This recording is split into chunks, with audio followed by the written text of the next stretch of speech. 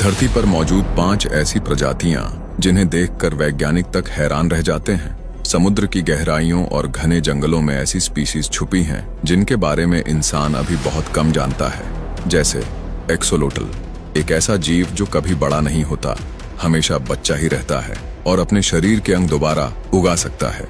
या फिर goblin shark, 130 million साल पुरानी प्रजाति जिसकी नुकीली जबड़े वाली शक्ल किसी एलियन से कम नहीं लगती। ग्लास फ्रॉग्स, जिनका शरीर इतना पारदर्शी होता है कि दिल तक धड़कता दिखाई देता है।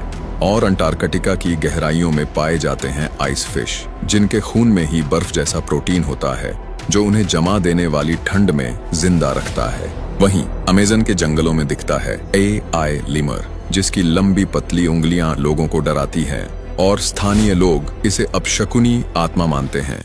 ये सिर्फ कुछ उदाहरण हैं। वैज्ञानिक मानते हैं धरती पर अभी भी लाखों प्रजातियां ऐसी हैं जिनका कोई नाम तक नहीं रखा गया। तो याद रखिए, इंसान साम्राज्य बना सकता है, लेकिन रहस्य का असली साम्राज्य अब भी प्रकृति के पास है। ऐसे और भी मिस्टीरियस क्रीचर के बारे में जानने के लिए पेज को फॉलो करें और वीडियो पर लाइक और कमेंट जरूर करें। सोचिए, वो रात जब हनुमान जी ने पूरा पहाड़ उठा लिया था। रात गहरी थी और युद्ध भूमि पर सन्नाटा पसरा था। लक्ष्मण बाण से घायल होकर जमीन पर गिरे थे। राम के चेहरे पर पीड़ा थी और पूरी वानर सेना मौन खड़ी थी। तभी वैद्य ऋषि बोले, लक्ष्मण को बचाना है तो हिमालय से संजीवनी बूटी लानी होगी।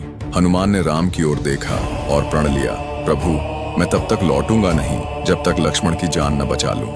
फिर धरती कांप उठी। हनुमान ने गदा उठाई और आकाश में उड़ चले। समुद्र, नदियां, पर्वत सब पार कर गए। रात के अंधेरे में चमकती उनकी देह मानो बिजली बन गई थी। वह द्रोणगिरी पर्वत पहुंचे। चारों तरफ जड़ी बूटियों की दिव्य चमक थी, लेकिन कौन सी है संजीवनी। क्षण भर भी देर न की, हनुमान ने पूरी पर्वत छोटी ही उखाड़ ली।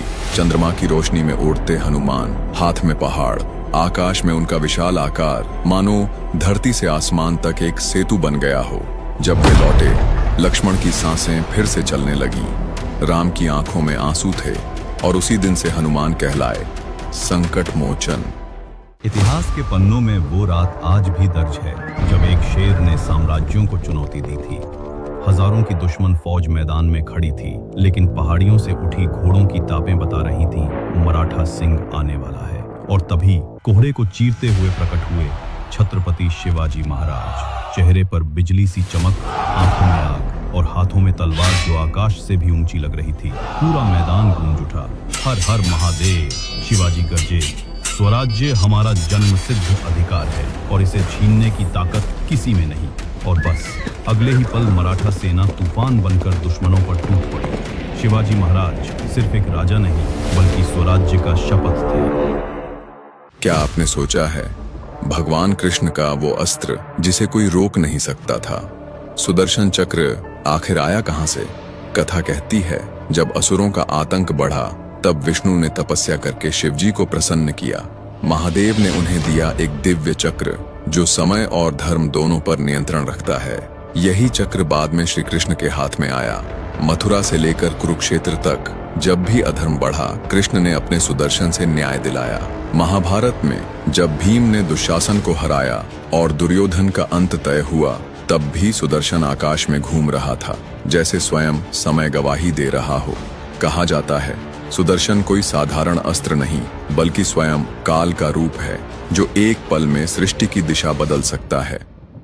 तुंगनाथ मंदिर, दुनिया का सबसे ऊंचा शिव मंदिर जो 12,000 फीट की ऊंचाई पर उत्तराखंड के चोपता में स्थित है।